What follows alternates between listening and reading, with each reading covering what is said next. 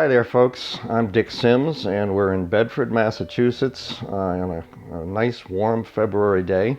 And we're here in a Boston and Maine Budliner rail car from the 1950s. And this car has been completely restored. And the reason we're here today is because in another week or so, on February 28th, is the 60th anniversary of the infamous train wreck in Swampscott, Massachusetts, which involved several cars similar to this, one in particular, and killed 13 people. And it was just mentioned to me a week or so ago that this was the 60th anniversary of this wreck, which I had actually gone to see. And I didn't realize it had crept up on me, and I thought, it's too bad we can't actually do something to commemorate that. So here we are today, and as I say, we're sitting in a Bud car very similar to the one that was in the wreck. And this one is at Bedford at the end of the Minuteman Bikeway. And it's been completely restored over the last half dozen years to the point that it looks exactly as it would have looked like coming out of the Bud Company in Philadelphia back in 1956.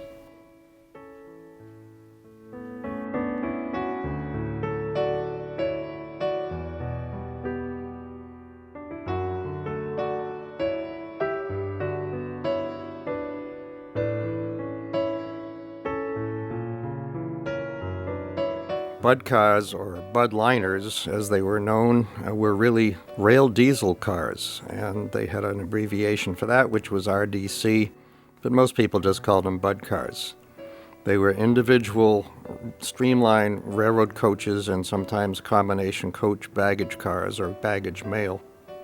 And they were self-propelled. They had two diesel engines underneath the floors, and those actually powered the wheels of the car through a system much like your automobile. They had a transmission, they had drive shafts that went to the wheels underneath each end of the car.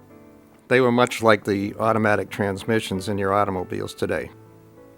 And these cars were purchased by the railroads in the early 1950s when they were developed because they held about 80 people, and they could be run during the middle of the day when there was not much traffic, rather than running a locomotive with 4 or 5 coaches, which would have been empty for the most part, and wearing them out prematurely.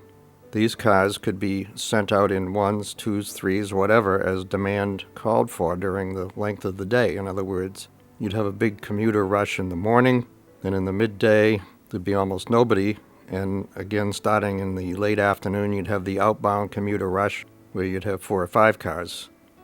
And these would be run on all the branch lines, especially where there wasn't that much traffic.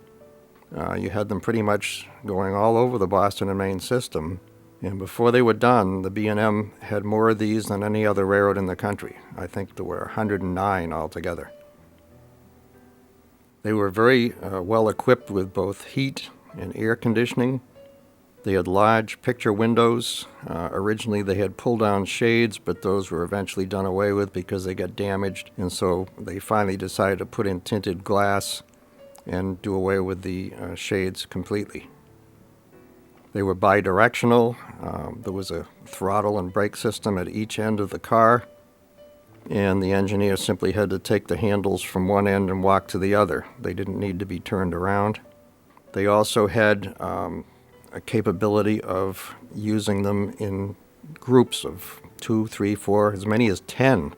I've seen a picture of these, 10 cars long, and they were all run from the front unit through cables, electrical jumper cables between the cars, so that the engineer could operate the throttle and brake on all the cars in a train no matter how long it was. These cars lasted for many years. Locally, the Boston and Maine, as I say, had as many as 109 of them, I think. And over the years, passenger service was gradually eliminated from a lot of branch lines. And finally, the B&M sought to get out of the passenger business altogether, and the Mass Bay Transportation Authority took over all the commuter rail lines in the early 1980s. And so what Bud cars were left now became the property of the MBTA. And earlier on, a lot of them had suffered severe maintenance problems, mostly a lack of maintenance, and the engines gave out and they started towing these remaining budliners with locomotives. And so now we're right back to the primary reason why the railroad sought to have bud cars in the first place, so you could have single-car units, self-propelled. And now there were no single-car self-propelled units capable of operating anymore. They even took a few of these, the MBTA did, and sent them to a company out in the Midwest and had them rebuilt as standard coaches. They had the engines removed. They had the dome on the top of the cars removed. The entire insides were done over with new seats, new floors, new lighting, everything, and they were used as standard coaches. So now we were right back to the beginning. We had individual coaches pulled by locomotives. The few budliners that are left are either static displays, such as the one in Bedford, and they look great. They've been rebuilt, but they don't move. They don't do anything. They just sit there. However, there are a few tourist railroads around the country that still use budliners, and they use them either in the early spring before the main tourist season starts or the late fall when it's just about ended, and they still have enough people to fill one car. And we have some nice video showing one of those operations, so you get to ride in one of these things for a little way and see what they look like underway. Other than that, the bud car days are over. We keep reading about DMUs, and those are diesel multiple unit cars, which basically are a new era in budliner technology. They use them in Europe a lot. There's been talk of having them here. Time will tell whether that works out or not. But again, the idea is the same. Running a short train when you don't need large capacity, or running several units together when you need more capacity. So we'll see what the future holds. So the budliners were new to the B&M in 1956, and the Swampscott wreck was the first time that one of them had actually been damaged or been involved in a wreck of any kind in the country. So just to recap what happened on that day 60 years ago, two trains were involved. One was from Danvers, which has no train service at all anymore. But that train was comprised of 4 of these self-propelled bud units. And it was a morning train to Boston, which left Danvers at around 8 o'clock in the morning, and went through Peabody and came out at Salem, where it joined the main line coming down from what then was the line to Portsmouth, which again is no longer there. It stops at Newburyport today. So the Portsmouth train to Boston had already gone by. That was a conventional train with a diesel locomotive on the head end and half a dozen heavyweight steel coaches on behind. Now, this was during a major blizzard, which had held up the train coming from Portsmouth, along with some trouble with the locomotive. It had stopped 2 or 3 times on the way down. So it was having difficulties to begin with, and then the snow just added to that. So they'd already gone by on their way to Boston as the train from Danvers with these bud cars came out onto the main line and again began its trip to Boston. So the engineer knew there was a train ahead of him, and he was an old-time veteran of the railroad. And they set out, the next station after Salem being Swampscott. The wind was blowing a really heavy, wet snow that day, and it was sticking to the signal lights to the point where they were difficult to see whether they were red or green. The train from Portsmouth had stopped just short of the Swampscott depot, and they sent one of the trainmen up the mast to clear off the signal aspects to see what color it was, because they couldn't make it out. The snow was just too thick and stuck on the glass lenses. So while he was doing that, they sent one of the other trainmen back behind the train, as was the normal procedure, to flag down any train that was coming up behind them. And so he took a red flare and started walking back from his train in the direction of Salem. And as he got up 150 feet or so back, he heard a train coming. So he lit the flare and held it out and waved it. And out of the swirling snow came the bud train from Danvers, Didn't acknowledge his flare at all, went right, tearing right past him at probably 40, 45 miles an hour, disappeared into the snow. He turned around immediately and started running back toward his train when he heard this thunderous crash.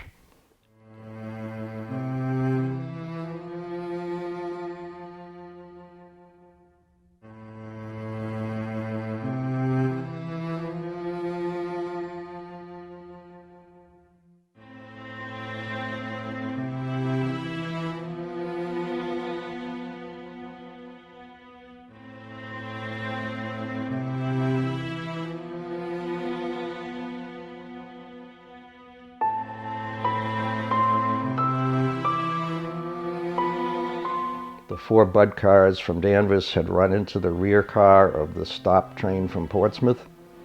The force of the collision lifted the rear car up in the air. The first of the Bud cars in the Danvers train slid beneath that other car on the Portsmouth train, tearing the roof off, peeling it back like a sardine can, rolling the 2 sides down almost flat and stripping off all the seats, as you can see in this car, right down almost to the floor, leaving nothing but a few of the seat frames.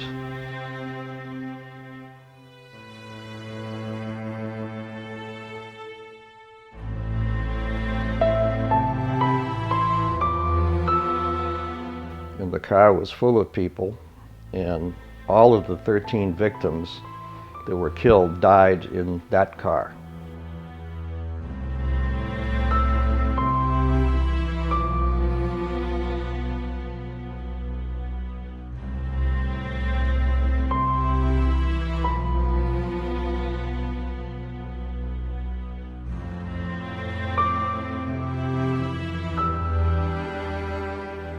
And you look at the pictures and you can't believe that anybody could have survived carnage like that. And it's just unbelievable. It was almost nothing recognizable inside the car, from the baggage racks, everything, all just torn away, gone.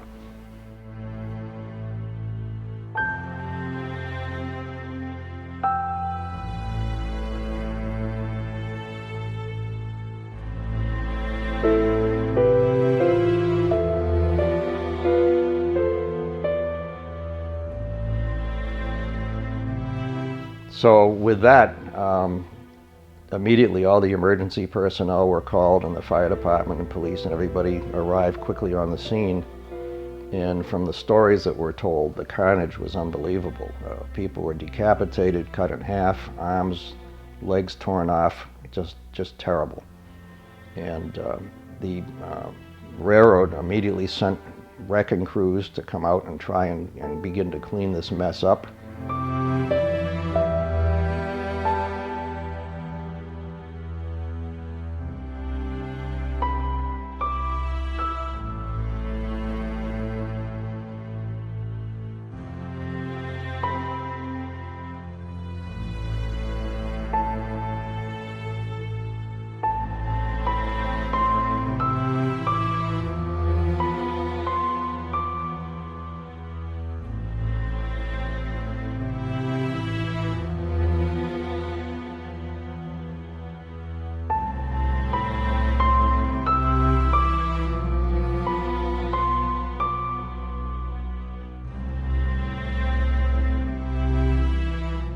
You see the photographs of it, you'll say, where do you start? It was just total chaos. The second Bud car in the Danvers train had almost no damage at all. The front was pushed in a little bit, but other than that, there wasn't much damage. The car that was struck on the Portsmouth train, again, was lifted up in the air, but being such heavyweight steel, there was very little damage to it, and the rest of the cars were all pushed ahead a few feet from the impact, the force of the collision, but there wasn't really much damage. Most of the damage was to that front car of the Danvers train, and as I say, you look at the pictures and you can't believe anybody could have lived through that.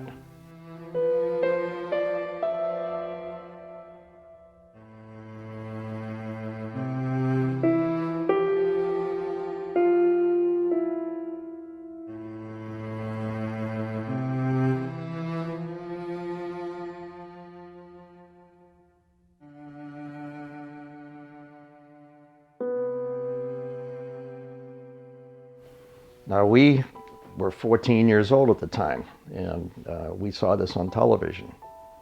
And the next day, a friend of mine and I rode our bicycles from Beverly all the way to Swampscott, which was a long ride. I wouldn't even do that today on a good day.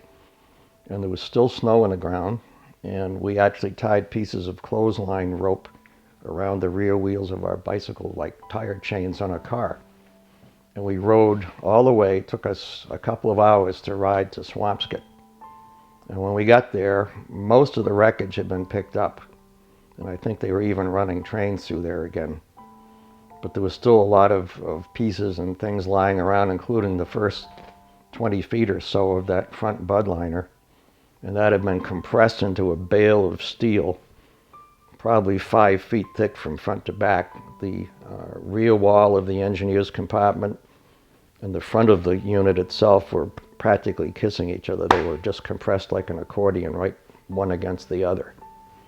And fortunately, or it doesn't make any difference really, but the engineer and fireman had gone through the door into the inside of the car. So they weren't actually in that front section in the engineer's compartment when they hit, but it didn't make any difference. They were killed anyway. And just looking at that and seeing the pieces around, the blood was pretty much covered up by new snow, so you couldn't really see that. I picked up a little piece of metal, a little scrap, which I took home and saved, and is now at the Beverly Historical Society's Walker Transportation Collection. And we took pictures. I didn't, but a friend of mine did, and we've collected pictures over the years. We have the ICC report on the wreck and trying to find out what caused it. There never really was a determination. The engineer was obviously traveling way too fast for the conditions of that morning. Should have known better. Why he went past the man with the fusee from the Portsmouth train is a mystery. He was vilified by the press and the media of the day. His widow stood by him and did so right to the end of her days, that he couldn't possibly have been at fault. The investigation also looked into a new type of braking system which was unique to these type of cars, called the Rollicron brake system. It was an early version of what is now your anti-skid brakes on your automobile. When the wheels began to slip, the brakes would come off until the wheels gained traction. They'd come on again, so it pulsated. And a lot of blame was put on that system, but extensive testing seemed to indicate that they were not at fault, that had nothing to do with it. So in the end, it came down to going too fast in the conditions of a blizzard, and knowing there was a train somewhere not too far up front, and just wondering why anybody would be going that fast in such conditions. And that's where it stood, and that's where it stands. Years later, we interviewed a girl who was a teenager at the time. She was sitting in the first car with her father and survived the wreck. She was 19, going to college in Boston. Her father worked in Boston. And we interviewed her. She's in her 70s, probably closer to 80 today, but we interviewed her about 20 years ago. And she received minor injuries. She had an eye injury and a little cut on her forehead, but she was in the hospital for a few days. Her father was in the hospital for 6 months.